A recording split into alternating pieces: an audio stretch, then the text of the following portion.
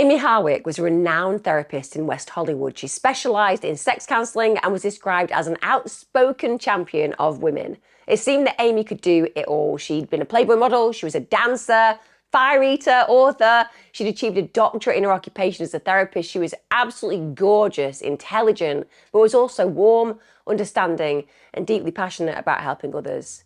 This is a story of a woman who poured her heart and soul into trying to improve the lives of others, particularly vulnerable women and those facing abuse, only to have her own life brutally extinguished by an obsessed ex-boyfriend. This is a devastating case of Amie Harwick.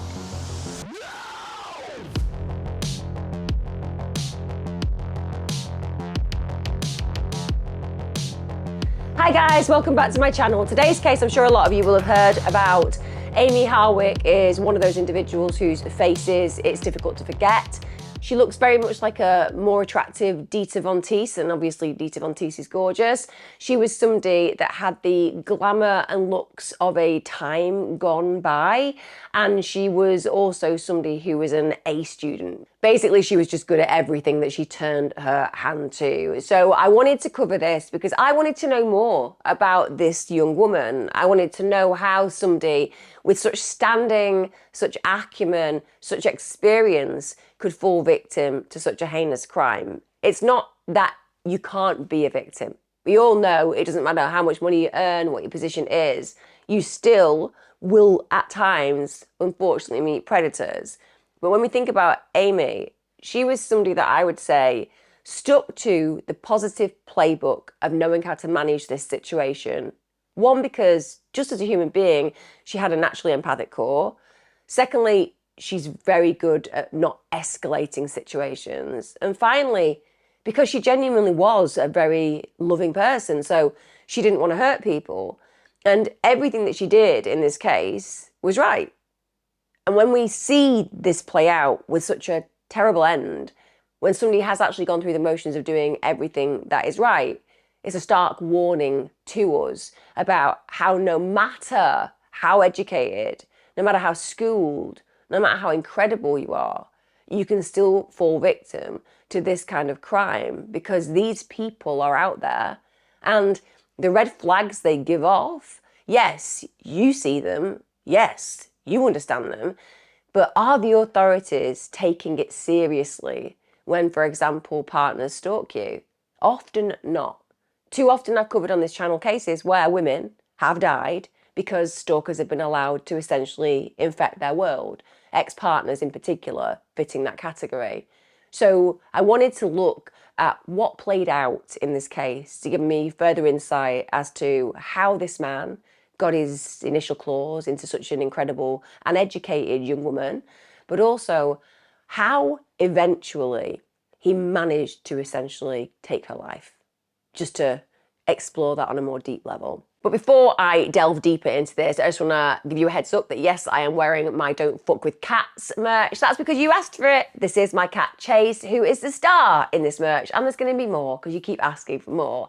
For those of you who are new to my channel, by the way, I release my content on a Wednesday and a Sunday. It's always deep dive, it's always crime-based, and it's always released at the same time. So if you like crime and consistency, why don't you subscribe, even get your notifications on so you never miss an episode. Also, if you want to see me in theatres around the UK, then I'm everywhere at the moment doing my The Serial Killer Next Door tour and also Killer Cults, which I just love presenting. And finally, for those of you who love reading, my book will be out September the 5th. It's available in all good bookstores and also on Audible. You can pre-order it though in the link below if you fancy getting one of the first edition hardbacks. Right, let's talk about this unbelievably unique woman, I would say. Amie Nicole Harwick. She was born on the 20th of May, 1981. She was born in Lansdale, Pennsylvania, and her parents were Penny and Tom Harwick, who genuinely, I've seen them interviewed on many occasions because I get obsessed whenever I'm into a case and end up just watching whatever I can pick through to see who they are. And they just come across as the most delightful couple. Warm, loving, eloquent. I suppose the traits that they passed on to their daughter. Now, they actually adopted Amie. She was 11 months old at the time. And her mum said that when she got to take her home, it was like living in a fairy tale. And I understand that completely. The idea of just being presented with something that you desire so deeply. And Amie as well is just a beautiful child. So it embodies everything you want for your children when they're growing up. And then they adopt her little brother Chris. So that means that there's siblings who are actually blood related growing up in the household. Now, even though Amie is only 9 months when she's adopted, it is completely inaccurate to say that she will not have been impacted by that adoption experience. It is not that she will consciously even acknowledge that there have been any fractures, because she's brought up in a wonderful, loving family. She's given all that she could possibly desire, and she is absolutely valued beyond measure. But when you are a baby, there are a series of expectations that the baby is ideally going to be able to expect. That means that they're going to have a primary caregiver who is constantly with them. It means they're going to be nurtured. It means they're going to feel safe. And as I said, whilst we're not going through the conscious processing as we will when we're older, we can be reflective, we can acknowledge memories. That is different when you were a baby. Everything is reactionary on an emotional basis. But it's impossible not to acknowledge that there will be some attachment issues there, even on quite an unconscious level. And when there are attachment issues, it means that very often as you get older, you are a little bit more vulnerable to people who can see the desire that you have to make relationships work because of the way that your life started. You want to cling on more tightly. You want to do as well as you can to prove that you are lovable and to prove that people want to keep hold of you, because of course initially in your life that wasn't the case. So Amie will have conscious or unconscious scars that will be to do with the attachment issues initially that she experienced because of her failed experience with her birth parents. So that being said, nonetheless, she is absolutely doted on. And the fact that she's brought up with her brother is incredible. He's also somebody who's wonderful. He's also somebody who cherished and cherishes her, no doubt still. She apparently had, I would say, a penchant for what we all like, because we're individuals who are intrigued by the macabre, are intrigued by putting ourselves through a vocabulary of emotion that can be quite challenging. So she loved watching horror films. She listened to heavy metal music. She even got parents listening to heavy metal music, which I love. She liked gothic things. She was described as very quirky. She had an interest in taxidermy and also preserving things in formaldehyde jars. She attended North Penn High School. She graduated there in 1999. And in high school, she worked at the local mall's Wet Seal and Bavarian Pretzel.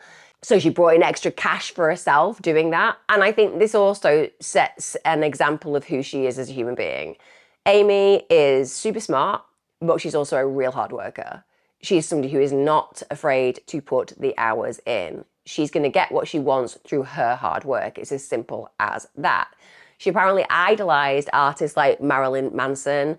Friends actually said that she briefly dated him. She also loved Depeche Mode. And in an interview, she said, I hung out with the goth kids and the rocker kids, and everyone was getting into trouble. After she's finished school, Amie meets a guy called Tommy Decker. She met him at a concert. He was a drummer. He lived in LA. And I can imagine that would have felt super exciting. The couple started dating, but they ended up having quite a long distance relationship. So that was in 2001. So when Amie's 20 years old, she makes the move to LA. And this is where she completes her undergraduate degree at California Polytechnic State University. She at this point really wanted to be with her boyfriend, Tommy, but her mum said, look, you need to go and get yourself educated. You don't just want to go to LA to be with a man. You want to think about your needs. You want to think about what's next for you. You need to find out who you are. So that's what she was trying to do, both be with him, but also educate herself further. Now, she and Tommy did get married, but they divorced after 3 years.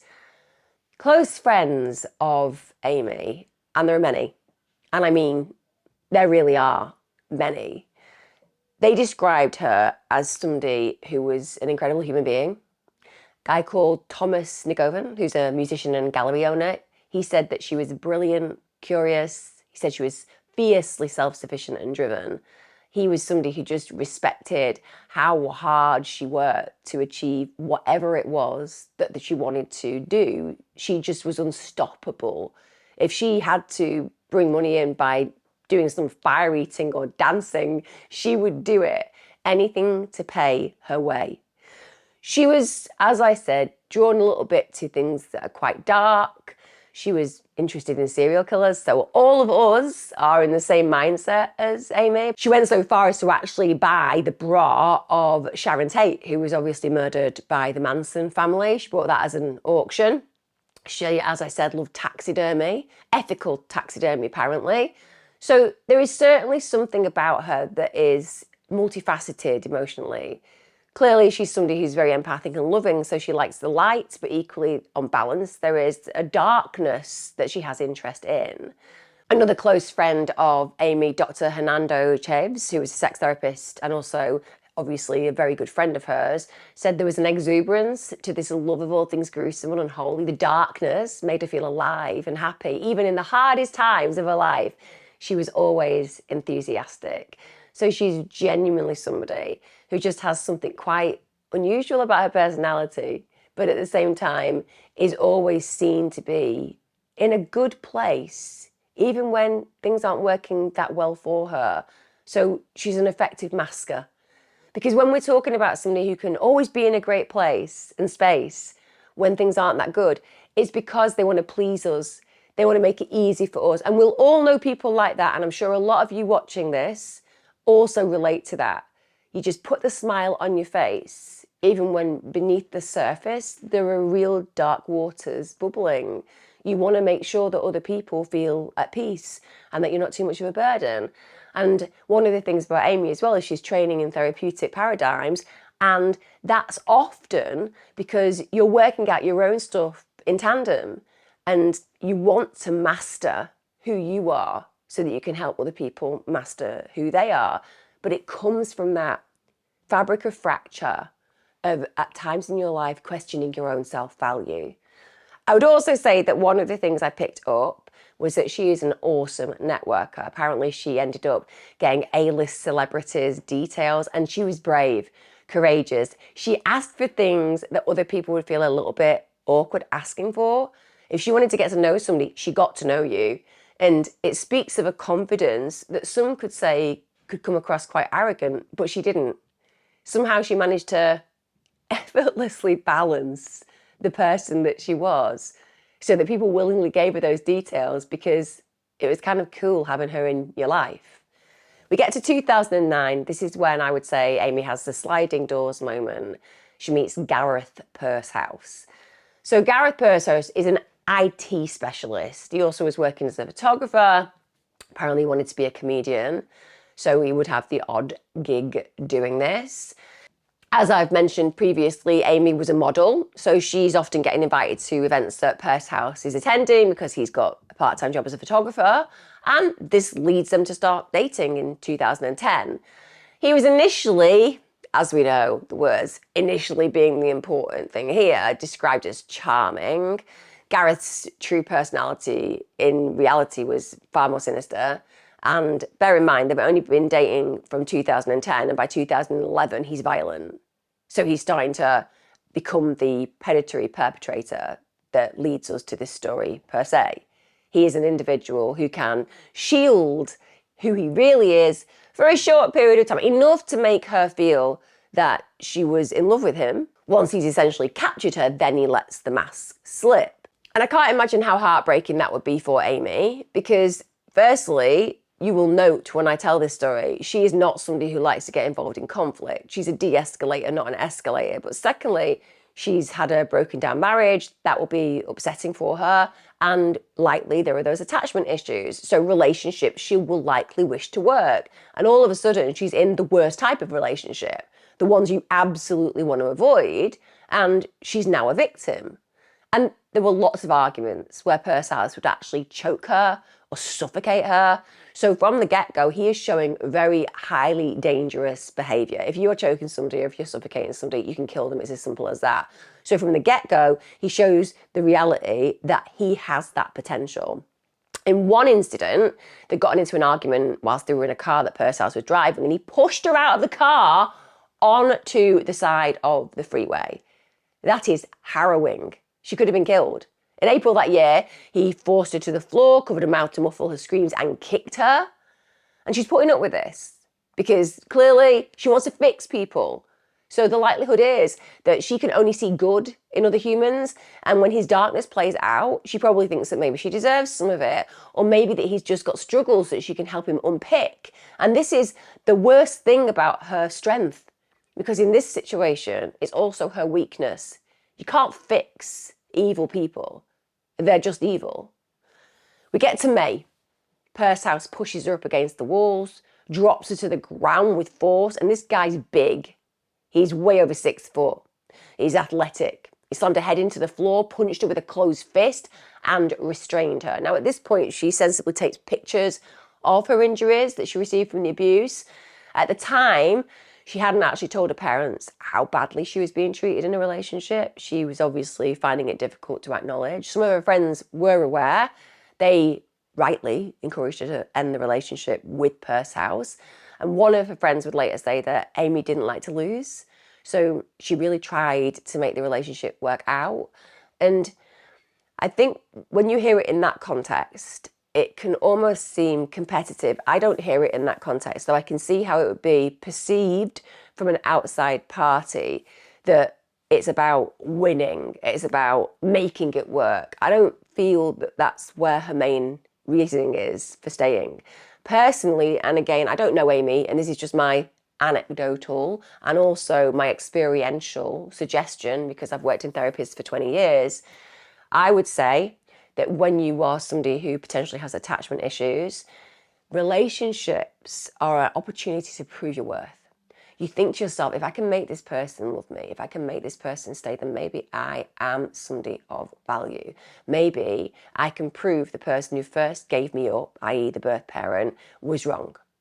And even though you've got all this evidence because you brought up in this gorgeous family with 2 loving parents and a brother, even though ultimately that's your security and safety, and you know it, there is something about that very initial fracture that you may not even be consciously aware of that means that you play out these relationships where you stay in situations that are really less than perfect and at times downright dangerous to prove to yourself that you are worth keeping. And it's so sad because she did not deserve to have those feelings and she was a victim of them to some degree, in my opinion. I'm not saying I'm 100% right at all. I'm saying in my experience therapeutically, that's what I see play out. So it's not about her winning or losing. It's about her validating her worth. We get to 2012, and this is in spite of Amie trying everything that she could. She gives up. She ends the relationship with Pursehouse, and he does not take that well. Because bear in mind, Pursehouse is a classic perpetrator. She belongs to him. He will make the decisions as to whether they are together. He will be the person in charge of this relationship. He's been willing to use emotional and physical force to maintain it, and now her breaking free goes against his playbook. And he just bombards her. He doesn't stop contacting her. He eventually smashes 10 photo frames at her front door. He then tapes flowers to her door 3 days in a row. In fact, he became so obsessive that Amie felt that she needed to obtain a restraining order against him. But this doesn't affect him at all. It doesn't stop him stalking her. Even after 4 years after the relationship with him ended, it seems he was still tormenting her. So her house was broken into, her photo albums had been stolen, her computer was wiped. Now that's all very personal, isn't it? It's not as if some person is doing a home invasion and being like, I'm going to be really specific and take the photo albums of this victim. No. This is about somebody with a personal intent to upset the individual and also to maintain control and also to take mementos of the person that you no longer have control over. So it's a way of infecting and infesting their life on a malevolent level that makes them feel utterly afraid. And she was absolutely sure that Pursehouse had been responsible for this, but she just couldn't get the evidence at the time to prove it. And very often in this modern day and age, we are getting better at having things like cameras on our houses that mean that should something like this happen, we'll have evidence. But this is a relatively new feature. For the most part, a lot of people wouldn't have had this kind of activity and technology, although this is something that she does eventually get to some degree in her home. But he is just this malevolent force in the background. Now, after she breaks up with Pursehouse, she gets on with her studies. She begins working to become a psychologist. She's studying to do so. She's using modelling work to fund her education, and she did become a licensed therapist. She achieved a bachelor's degree at California Polytechnic University in Pomona. She then graduated from Pepperdine University with a Master's of Arts in Clinical Psychology, and that particular master's had an emphasis on marriage and family therapy. She then studied further. She pursued a doctorate at the Institute for Advanced Study of Human Sexuality, and she became Dr. Amie Harwick, which is an incredible achievement.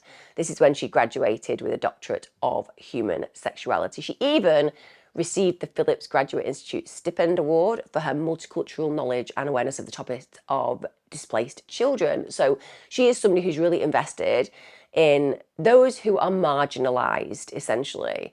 She had a massive passion in treating people who were underrepresented and vulnerable. These included sex workers, and she actually began to work for Pineapple Support. It's a mental health service for people who actually work in the adult industry. So I'm sure that a lot of you have got different views on pornography. I personally do not like a lot of the pornographic material out there. I think it's very bad for society, very bad for children, and very bad for the individuals doing it.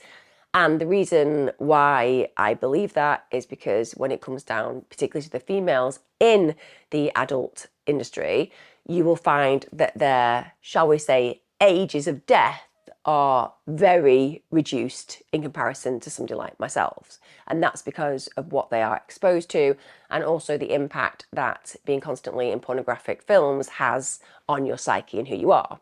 So she wants to make sure that these individuals are given the care and attention that they deserve. In an interview, she actually said she was interested in feminism and sexuality, but also serial killers. So like I said, we certainly would have got on with Amy. She said, that combination of study of human behaviour from a very young age kind of led more to how can I use that to help people and do something interesting and of purpose in the world.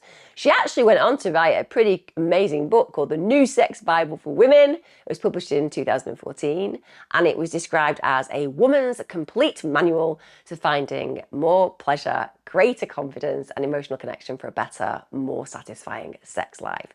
So she's really making waves, isn't she? She's got her life together. She is flying career-wise. But in the background, despite the success, despite the time that's passed since the breakup with Purse House, he's still there. He won't leave her alone. So Amy would intermittently receive nasty online comments, and she just knew it was him. We all accept that when we have an online presence, people can leave really nasty comments. We all acknowledge and accept that that's part of the territory. But Amy knows Purse House. She knows the way that he writes. She'll know the way that he expresses himself. So I imagine that it's quite easy for her to decipher which comments are from him. And she feels that he's just constantly watching her.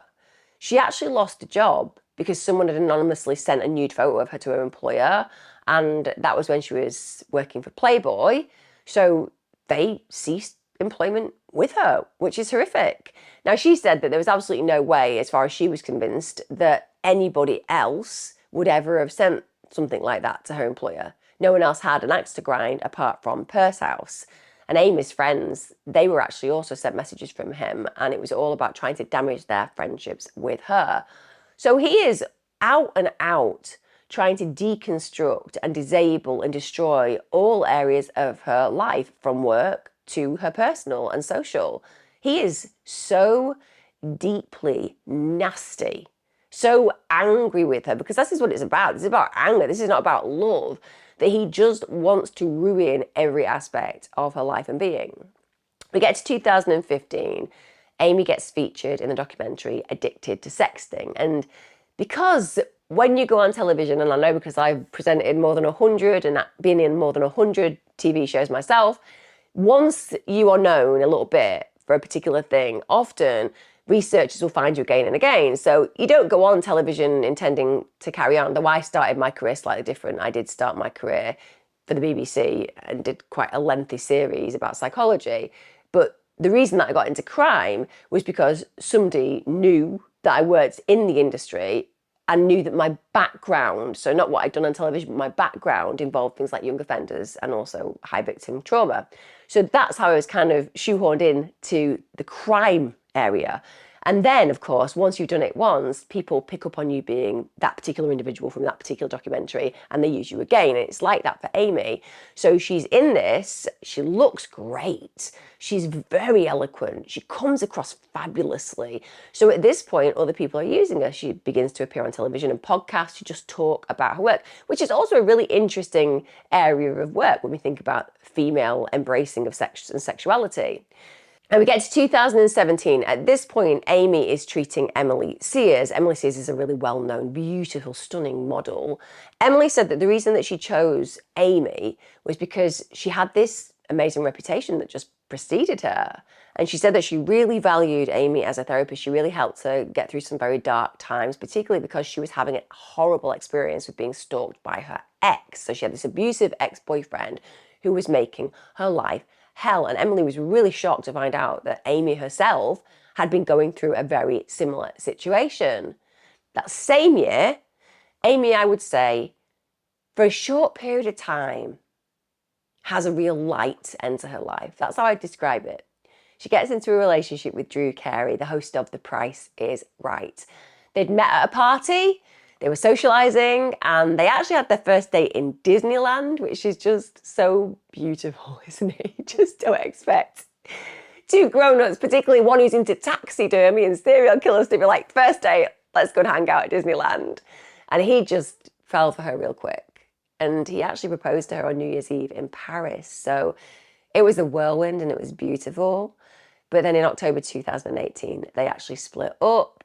Now, the reason was never actually made public, but it was said that Amy didn't like the level of attention Drew's fame brought. She'd apparently said to him, I wish you weren't famous. And just because somebody is on television, like Amy is, just because she's somebody who's very front-facing, incredible dancer, photographer, everything about her is very much something you would expect to love being in the front frame, in front of the camera, so to speak. That I don't feel it is her actual nature. It's what she does to get by and also to help her with a passion in her career. So when you are somebody who, yes, has the spotlight at times, but prefers to be in the background, and you're suddenly up front with somebody who's super famous, well, it draws attention and sometimes not in a way that you enjoy. And so she loves him, not his fame. A couple of years actually after the separation, he's not left her mind clearly. So Amy actually texts Drew and says that she'd love to get together with him. She wants to talk. He was apparently really, really happy that she'd made contact with him, and he was really excited that they were going to meet up. He replied, I would love to do that. I love you. And they made plans to meet after the Valentine's Day weekend. And it's so sad because here we have this moment of reconnection. This has probably been a period of time where Amy has processed her feelings towards him. And she realises that, yes, the fame is potentially difficult for her to manage, but equally there is something special about this man and she wants to reconnect. And hopefully it would have seemed at this point those two would have made a go of it because they still have these feelings very clearly and both want to reconnect. Little did they know that they'd never be able to keep this arrangement. And that's because of this malevolent presence that's never really left her life. Always hiding, lurking in the shadows. January the 17th, 2020, Amy attends the XBiz Awards, which is basically a business conference and it's an award show. She went because she was going to be a member on a panel that was talking about mental health and counselling. Apparently someone else who had worked at Pineapple Support, they'd been planning to attend, but in this sliding doors moment, they dropped out. So Amy was filling in as a last minute arrangement. Unfortunately, Pursehouse was also attending the event. He's working as a photographer there. They hadn't seen each other at this point in around 8 years. That's a hell of a long time. 8 years? Come on now. Come on now. People go through 3 different life transitions over 8 years, you know? They get married, buy houses, get new jobs, have kids. They're a whole different person to who they were 8 years ago. And Amy will be a whole different person to who she was then. But Pursehouse, he ain't a different person at all. He's stayed exactly where he was, deeply resentful of this woman who dared to leave him. So even though this is a professional engagement, he's going to be working and she's going to be doing this mental health panel, he sees fit to just confront her on the red carpet, which is absolutely public beyond belief. He said, "You're a hypocrite and you broke my heart." This is something that's often levied, by the way, at people who are therapists. If you are not perfect, people will be like, "You're a hypocrite." It's like, no, I'm a human, you know? Believe me, I can evidence this in past relationship at least, where the person would just basically tell me that I should be better, no more, be kinder, because at the end of the day, I'm trained. And they can be fallible, but I shouldn't be. This is something that is used against anybody who works in mental health. Well, you know what? I am trained, but I'm also human. And if you piss me off, there's going to be a normal response. Might not be a very highly conflictual response, but it's not going to be a therapeutic one, because I'm not with somebody in a relationship to be a therapist. I'm with them to be an equal. But that's what he's saying. He's saying, you're a hypocrite. You're on stage with this mental health panel, and yet you've broke my heart.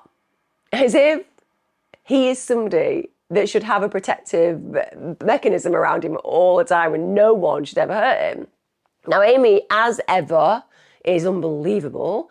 She is powerfully lovely during this very challenging scenario. She uses her therapist skills. She really tries to diffuse the situation. She takes him aside, speaks to him, really tries to calm him down, but all he's doing is getting more and more agitated. And again, if you are a predator, if you are a perpetrator and somebody's very calmly trying to de-escalate, you don't want that. You want to fight. You're ready for the fight.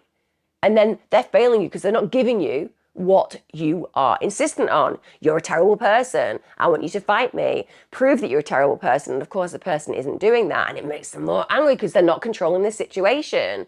And it is crazy to me that at this moment in time, and believe me, he confronts her on that night multiple times during the show in front of lots of witnesses. He doesn't care that other people are going to be looking at him and thinking, what is wrong with you? What a baby you are emotionally. For 8 years. But he still has this much anger and resentment. That's insane. They broke up almost a decade ago.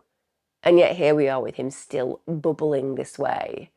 And after this event, which must have been very challenging for her, to her horror, she starts receiving lots of texts from Per's house. He's found her number online. One of his first texts read, "I interneted your number, recognize it now that I see it. If I'm allowed to text." So he's basically saying, I've got your number.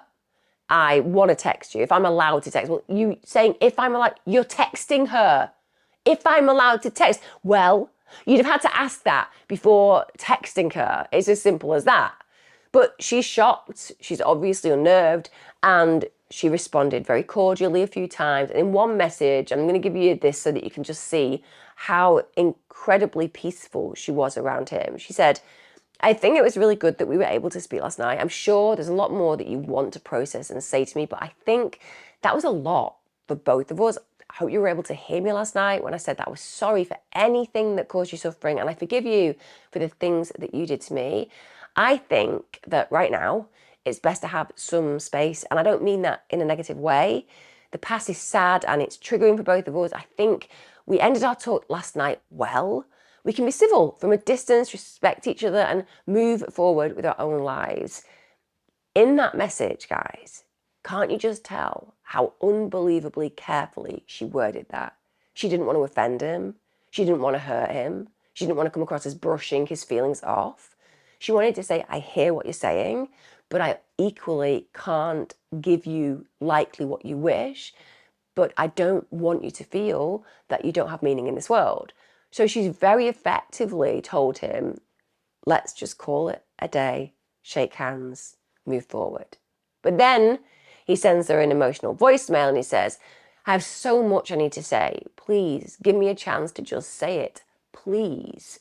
So he's not respecting her boundaries. He's not listened to anything that she said.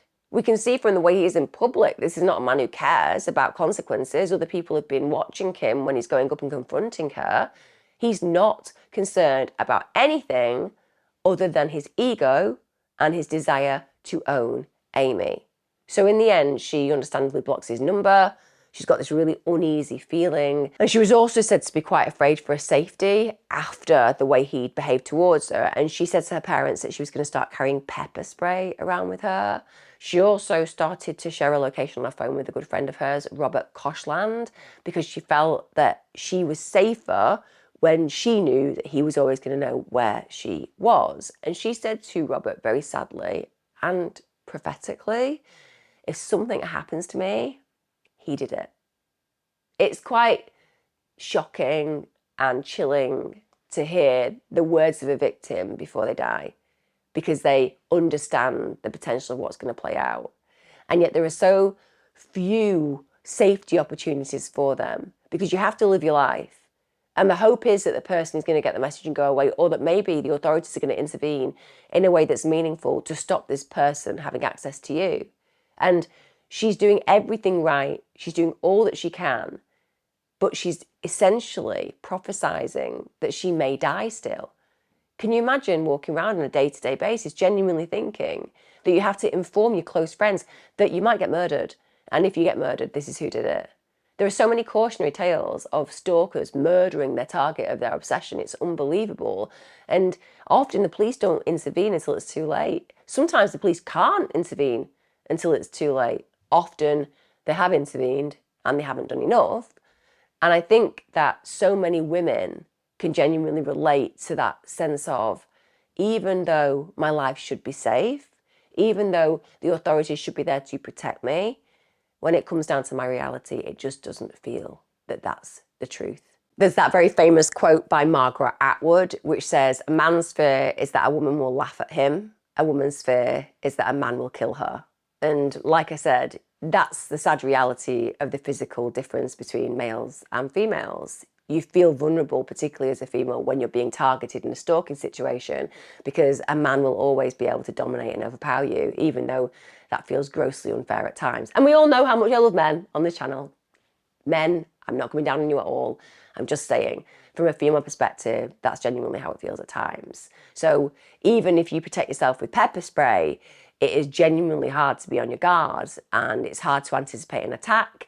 It only takes a moment off guard for someone to be able to overpower you, and Amy is tiny. So it wouldn't take a lot for a man to overpower her, particularly a guy who's over 6 foot and built very athletically. And sadly, that prophecy that she had, her worst case scenario, it comes true. February the 14th, yes, February the 14th, Valentine's Day. She's gone out. It's 2020 at the time. She'd been out with her friends around 7 p.m. That night, while she's out, a Ring doorbell footage from a nearby house picks up a man who looks like Purse House. He's wearing dark clothes and gloves, and he covers up the camera with his hand. Then he jumps over the fence into Amy's garden. So this is somebody who's clearly not got any positive intent, because why would you be jumping over somebody's fence? You'd be going and knocking on the door. So we get to February the 15th, 2020. So it's the early hours of Saturday morning. Emergency services receive an absolutely fraught call from Amy's roommate, Michael Herman. He could hear that Amy was really in trouble. He said, somebody's just attacked my roommate. He ended up calling the police again to say, why are you taking so long to arrive? He's beside himself, absolutely beside himself, because initially he's woken up to the sound of something breaking, so possibly a plate. He assumed at the time it had been caused by Amy's cat, so he'd just gone back to sleep. But he gets awoken a second time, about 4 hours later, and it's to the sound of an extremely loud, blood-curdling scream. Immediately he calls up to Amy's room, because his room is on the floor below hers. But the screaming just continues, and then he said he heard this sound that sounded like it was the noise of two people just hitting the floor, like somebody had taken someone else down, like somebody had rugby tackled them essentially and taken them to the floor. And then the screaming continues, but he said it becomes muffled, and he said that immediately made him think somebody's covering Amy's mouth. So then he shouts up, hey motherfucker, up the stairs, because obviously he's trying to let the person know who's attacking Amy, I'm here. So you aren't on your own. It's just an attempt to distract the attacker from Amy, or at least intimidate them to some degree. Doesn't get any response. He can't find his phone. And at this point, he's in fight, flight, freeze scenario, isn't he? First of all, he's thinking about the fight, shouting up. Then he's thinking, Christ, where's my phone? Which is essentially a level of freeze. And then he's thinking, I got to get out of here. I got to go and get help. Because all he knows is that something terrible is playing out. He doesn't know whether he can actually manage that situation himself. He could end up dead as well. So the garden gate was apparently locked. It means that he had to climb over it. He got really scratched up by the spikes at the top as he went over. First of all, he goes to the next door neighbours to call emergency services, but no one answers. And they've got footage from the Ring doorbell camera of Michael's going to the neighbour's house and seeing that he's doing what he said he's doing when he talks to the police later on. He then goes over the road to a house of a different neighbour. Once again, no one answers. He must have been absolutely beside himself at this point. At that point, it's around 1:10 a.m. So it is understandable why people aren't coming to the door, because you're thinking, who the hell is knocking on my door at this time? But then he does see a man walking with headphones on. So he goes up to him and says, can I please borrow your phone to call the police? And thankfully that man allowed him to do that. So around 1:15 a.m, officers attend. Now they had to climb over the gate because that gate wasn't open, as I've said. So Michael shows them where to come and he also climbs over the gates. And their worst fear is realised, because they don't even have to go into the house to see that something terrible has happened, because Amy is literally lying face down on the patio. It seemed immediately obvious to the people who'd arrived that she was barely clinging to life. They, at this point, believed that she'd fallen from the balcony on the second floor of her home. Sadly, even though they got her to hospital, Amy died around 3:26 a.m. When they carried out the autopsy on Amy, it revealed that aside from the fall that was clear, she'd also had somebody try to strangle her manually. The cause of death was blunt force injuries to the head and torso. So she got breathing around her neck. She got broken blood vessels in her eye, which is obviously what happens when somebody's restricting your ability to breathe by strangling you. She also had defensive wounds on her arms and hands. She clearly fought hard. The officers who arrived at the scene of the crime said there were possible signs of a struggle upstairs. So there was a broken necklace on the floor. Also, there was Amy's purse and jacket that was on the floor. Also, they found a syringe on the balcony with a substance inside. Now, the officer who found it wondered if it could have been heroin, but it was an orange-brown colour, so it was unlikely to have been that. And Michael said, listen, Amy was sober. She didn't drink. She didn't do drugs. And that also meant that that syringe wouldn't relate to her. But also, she wouldn't accidentally fall off a balcony either. Apparently, they even considered at this point that it could have been suicide, which makes absolutely no sense whatsoever. Now, the testing of that syringe later revealed that the substance in the syringe was actually nicotine. In the daylight, the officers then returned to have another look at the crime scene, and they realised at that point that one of the windows of the French door on the ground level was broken, with the glass just shattered all over the floor. At this point, they consider that to be the point of entry for the attacker. How they had not seen that when they first arrived, how it took them hours to discover that, is something I will never compute. It's baffling. How didn't they find that straight away? I know it was dark when they arrived, I get that, but they'd been told there was an intruder in the house, so surely the first thing that you would do is look for points of entry. It's just the most obvious action to take. It shouldn't have been overlooked for that amount of time. Simple as, because the longer a person who has the capacity to murder is free, the more damage they can do. So figuring out whether they're dealing with a murder or whether they're dealing with something accidental is pretty essential from the get-go, but they obviously didn't get that memo. Police later said that this was the first piece of evidence that suggested someone had actually broken into the house and that Michael was telling the truth. Because poor Michael, the poor guy who's done everything in his power, of course has got cuts on his legs, etc., because he's jumped over the fence, and the police are probably looking at him and thinking, yeah, sure you heard some noise, thinking that he's the person who's killed her. When they interviewed Michael, who's obviously deeply distressed because he's lost somebody who's very, very important to him, when he was interviewed at the police station, he said that he knew Amy had an ex-boyfriend and that she had this restraining order against him. He didn't know the ex's name, and that just demonstrates the difference between Amy and the perpetrator. He's somebody who can't let go of her. She's somebody who's moved on to the point that the guy that she spends a great deal of time with doesn't even know the name of her ex. But, of course, some of her friends did know that name. Robert Koshland was one of Amy's best friends. He actually gave investigators the name of Gareth Pursehouse as the person that she had the restraining order against. He informed investigators that Amy was scared of him. Now, police, as I said, were initially suspicious of Michael, but he was then ruled out. So now their focus shifts to the obvious.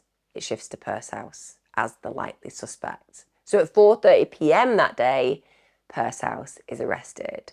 Initially, and I can't quite wrap my head around how, he gets temporarily released on a $2 million bond. This is somebody who just potentially murdered someone and he's allowed to leave, but then he's later rearrested with no bail option, which is really important because this guy should not be walking our streets.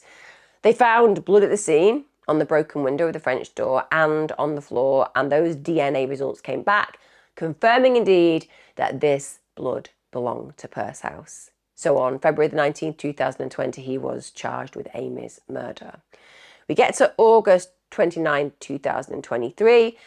Obviously, in between this has been the whole COVID debacle. This is when the murder trial actually begins. So the family are waiting essentially for years at this point. Of course, Pursehouse pleads not guilty. Not guilty, I'm not guilty.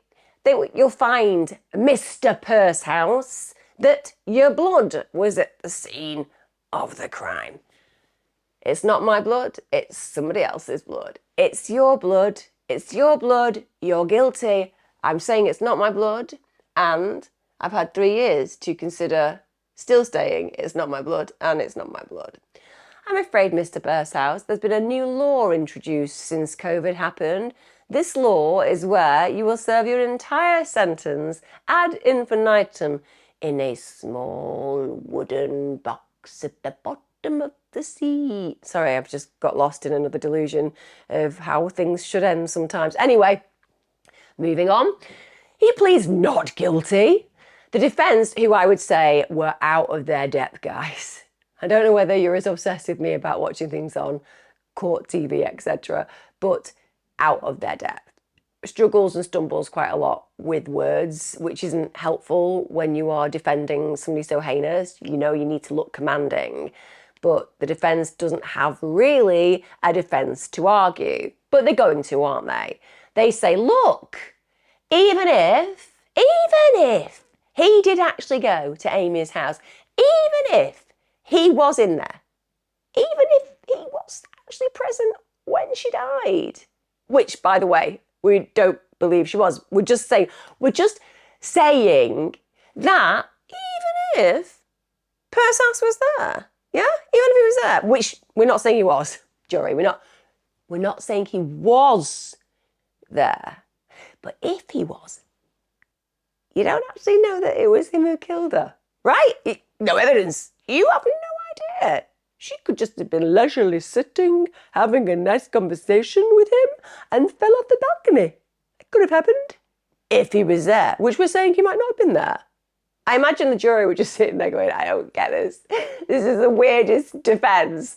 The defence was like, yeah, you could just have been there to talk to her. She could just have accidentally fell off the balcony. By the way, this is somebody who had an amazing balance. She was a dancer and a fire thrower and fire eater, etc. So this is a woman who genuinely wouldn't have had a problem being balanced on that balcony. She didn't drink alcohol, so she wasn't going to fall off because she was inebriated. And also, I'm just going to throw it out there, if he was there, which they're not saying he was clearly heard muffling her screams and body shotting her to the ground. But they suggest, as the defence, that the evidence didn't prove that Amy was murdered.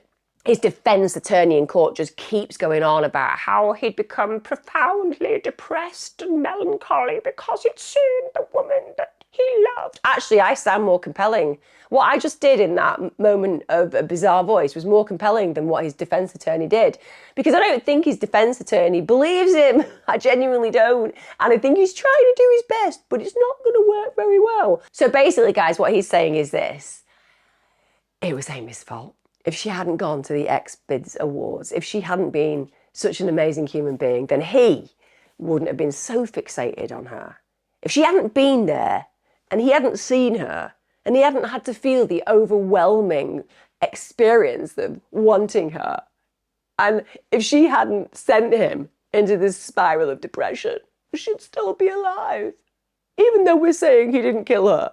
Even if he might have been there just talking, and she just accidentally fell off a balcony, which we're not saying because we don't know whether he was there. We don't think he was there. I'm just talking incoherently now. I'm going to go and spend some time in the toilets and maybe wash my face to calm down because none of this makes sense, and I think the jury know that. Anyway, that's the way it's working. That's the way it's going. She'd sent him into this debilitating depression and that he just had to speak to Amy. He had to. There was nothing else he could do. And that Valentine's Day, he just wanted to go over to talk to her. He didn't want to argue with her. It was just to have a conversation, to speak the words that he needed before potentially leaving the relationship behind. Blah, blah, blah, blah. Absolute rubbish, as we know. They also suggested that that nicotine that was brought to the scene in a vial, that was actually brought by Purcell's because he was going to take his life. So he brought that to have a conversation with Amy and then inject himself with nicotine. For those of you who don't know, nicotine is pretty lethal. So 50 to 60 milligrams of pure nicotine is going to kill you. And we're expected to believe that Purcell's has just gone over to Amy's house to have a conversation with Amy because I need to make it clear that before I leave this cruel world, I have told you my feelings for you. Here, I'm just going to inject myself with the nicotine. To be fair, if he'd come over to do that, I'd have let him. You know, somebody quite as malevolent of that. If he wants to inject himself with that nicotine, I'm not going to stand in his way. He's a big boy. He's made the decision. At the end of the day, it is BS. He's clearly taking that round to kill her with it. Clearly. That's his intention. His intention probably isn't a fight. His intention is to know that he can end her life in that way. And even worse, the defense suggests that Amy attacked him. So yeah, she'd apparently preemptively attacked Purcell's because she's scared of him. And the defense said it was just as likely, if not likelier, that Amy had been the one to initiate the violence. Just gonna take a second to dissect that. So, Mr. Defense Attorney, run me through that again. So what I'm saying is that Amy is likely, if not actually likelier, to have been the one who instigated the violence. Why? Well, because she was scared. So do scared people often go around just violently attacking people? Sometimes. Do small, petite women tend to go around preemptively attacking 6-foot-odd, big, burly men with way more power than them? It's been known occasionally to occur. Does it happen more often than not? No, fair point. Yeah, I think what we're going to talk about now is, again, your defence is a pile of SHIT. And so what you're trying to do is victim blame, and it sounds stupid. It sounds really stupid, because even if we're going to throw it out there that she had, which she didn't, but if we do say that she had, using your whole, he could have, but he didn't because he wasn't there, but if he had, using that kind of terminology, let's say that she did. What would he have to do? Hold her wrists. Game over. There has to be no violence whatsoever in that situation because at the end of the day, she's not a powerful, dominating force. It's ludicrous. Gareth was 6'4" and 230 pounds. She was this petite woman. She weighed 115 pounds. He's literally twice her size. It's ludicrous. He was the one waiting for her in her room after breaking into her house. So even if we were using the ludicrous defence's argument, my God, she should have been able to shoot him in the head. Simple as. That would have been a resolve to this situation. He has broken into her home, given her probable cause to defend herself. She should have been able to smack him around the head with a lamp 1,000,000 times because he's an intruder in her home. So the argument's redundant on every level, on a legal level. They also, again, reiterate that maybe she did try to actually escape from him, and that's why she fell out of the window. Can you see how broken their argument is? There are too many options, all of which still sets him as a perpetrator to some degree. So they say maybe she was just trying to escape from him. Why would she need to? Why would she need to escape him? this guy that you're defending, unless he is a perpetrator, unless she's justified in trying to run. Obviously, he threw her out of the window, it's clear. But the point is, using their logic, it still brings him up as somebody who needs to spend the rest of his life in prison. Amy's friends, they were brought into court to testify how scared she was of Pursehouse. So there's two witnesses, including Amy's friend and colleague, Dr. Hernando Chaves, and the adult film star, Aspen Jameson. They'd seen Amy being confronted by Pursehouse at the ex-Biz Awards, so they'd actually seen how aggressive he was towards her. Aspen actually said that he interrupted him and Amy speaking and just walked into their conversations. And it's funny seeing you here in this really angry tone. And this particular person said that she took him to the side and that she spoke to him really calmly. She really tried to calm him down, de-escalate the situation. And Dr. Chaves, he overheard him say, "You ruined my life, you bitch." I mean, this is 8 years later. "You ruined my life, you bitch." No. I think what you'll find ruined your life, Pursehouse, is you're a great big emotional baby void of any empathy. You're a horrible, grotesque, overpowering bully. You're a malevolent force in people's lives and no one likes you. I think that is what probably did the job of all of your problems being created. But that's what he does. His life's rubbish because she made it so. He's then making himself to be the victim, isn't he? He's now the victim, she's now the perpetrator. And he was seen on multiple occasions that night, literally accosting her, confronting her. This included during the dinner, it included after the show had ended. And Amy was really concerned after the show that Pursehouse was actually going to follow her. She had a really good sense of his danger towards her. The court also heard an email which Amy had actually written to herself after being confronted by Pursehouse at that event. It read, "Tonight I feel very scared. Gareth came up behind me, he started yelling, he recounted the messages I sent about 9 years ago, recounted dates to whom I sent them, and each word exactly. I couldn't believe it. I'm quite worried now because I'm more vulnerable to him. I'm horrified to know he's been obsessed with me for 9 years, thinking about me every day. He's only intent on harming me. I hope that interaction, listening and time can help him dispel his anger towards me." It's awful to see how insightful she is about the danger that is lurking in her life.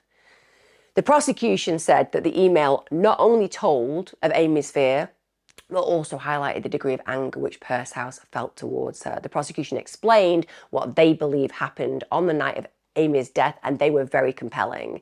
They alleged that Pursehouse had planned to kill Amy on Valentine's Day. Yes, to make a statement, to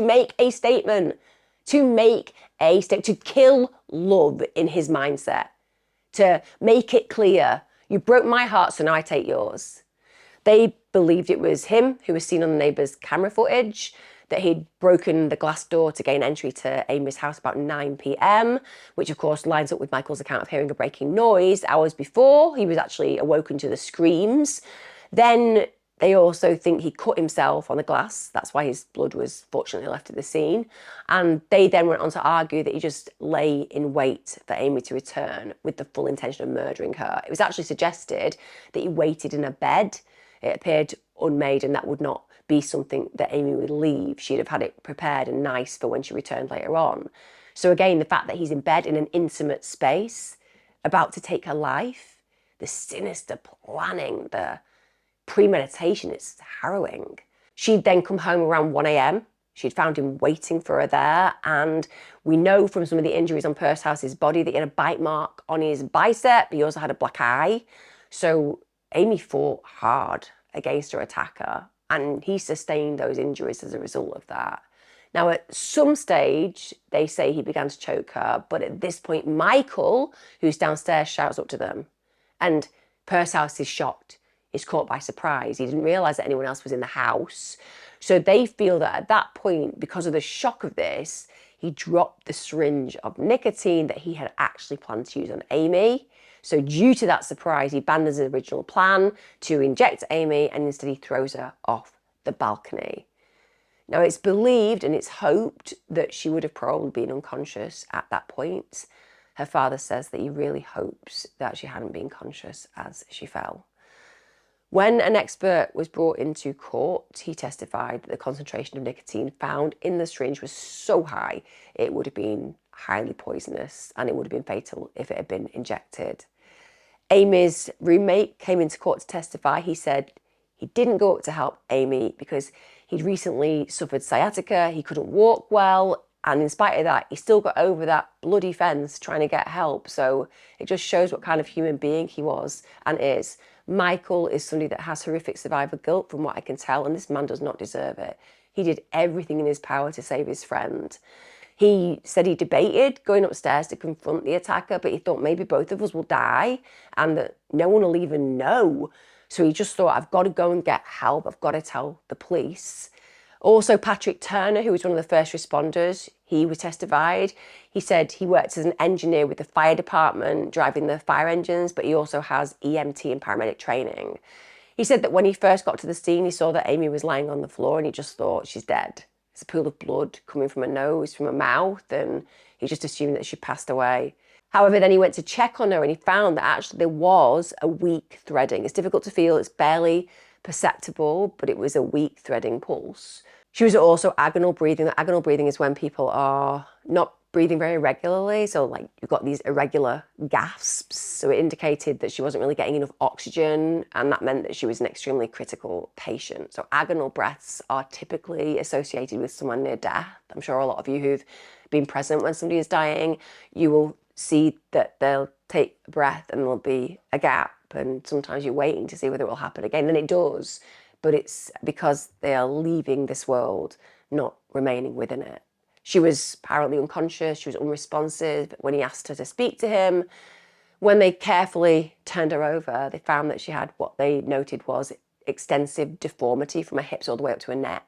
So she basically felt soft in the areas that should be very rigid. So that's usually the case when ribs have been broken, because understandably it's the protective mechanism over the soft areas of our body that are crucial, and there was softness there.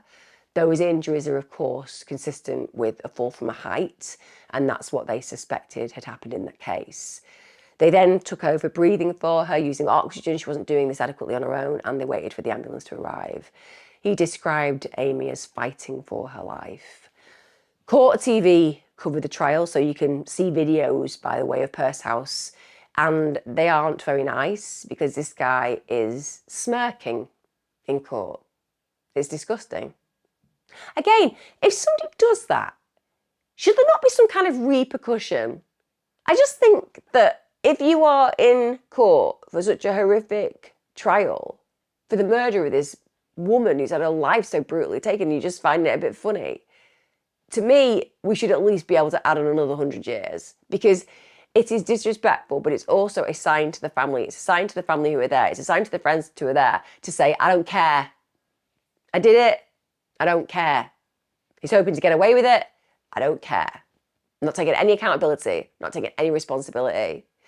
When you look on court TV, one of the things that you'll be shocked by is the fact that he doesn't look anything like the guy that Amy dated, because essentially he has put on a lot of weight. In fact, there's a comment that reads, unrecognisable, looks like he ate Gareth Purse House.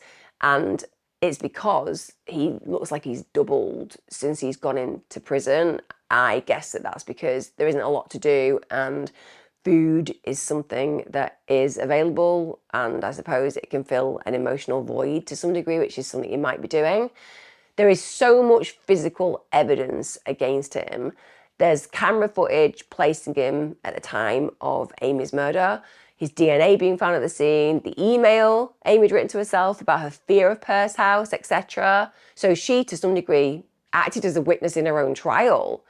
Her prophetic ability and capacity, her willingness to write her feelings down, it's her having power from the grave. Isn't that intriguing when you connect that? She's writing it in fear, and it's awful that she has to do that. She's writing it because she's apprehensive about what might play out, but all the while, she's writing evidence against him without even knowing. She's more powerful in that moment than she'll ever truly have understood. And yeah, she lost her life, and that is agonizing and brutal. But she also ensures that she's going to get legacy of justice, and that is just so positive for me to connect with. Not the reality of what we're dealing with, but the fact that she has absolute power over him. September the 28th, 2023, it comes down to the verdict, and you won't be surprised to know it's unanimous, found guilty of first-degree murder, as well as being found guilty of the special circumstances of murder while lying in wait. He was also found guilty of the burglary of Amy's house. And when we get to December the 6th, 2023, he was sentenced to life in prison without the possibility of parole. Purse house, you ain't never gonna get out. Michael still has, as I said, a lot of survivor's guilt. He really feels that he could have done more potentially to intervene. But one of the things that's really beautiful is Amy's parents took part in a documentary, and they said that he did exactly the right thing in this situation. He made all the right decisions. Like I said, Amy's parents are just wonderful human beings. They really are. When it came down to her friends, so many people had positive things to say. And we've got to remember Drew Carey, who was hopefully reuniting with her. He said she just cared so much about helping people. That was her life's purpose. She just wanted to help people, especially women. He also called her a positive force in the world and an unapologetic champion of women. He still clearly has an immense amount of love for Amy. He said that he had a love that people are lucky to have once in a lifetime. Kelsey Darragh, who's a writer and filmmaker, said that Amy was the modern therapist who was the definition of boss bitch. She was badass, cared so much about her patients, and was incredibly patient and empathic and thoughtful. She also commented that the system fails women. One of Amy's friends, Diana Arias, wants to have domestic violence laws updated. She says that Amy was an advocate in the community, so we need to do the same and advocate for Amy. She doesn't want Amy's death to be in vain. She set up an online petition, Justice for Amy, in an attempt to achieve a change in the law. So part of this is that she wants no expiration date, or at least longer protection terms on restraining orders. So in California, a maximum time in a restraining order can last is 5 years. And then victims have to attend court to get it renewed, which is very traumatic. It's off-putting. You don't want to put yourself back in that situation. Now, Amy's restraining order against Purse House, that had expired when she was murdered by him. If it had been in place, they would have been unable to have been in the proximity of each other at the event. So it's such a shame that they ever expire. Why should they? Why, if you've been a malevolent force in somebody's life and been violent towards them and been dangerous towards them, why should you ever get an option to be anywhere near them at all?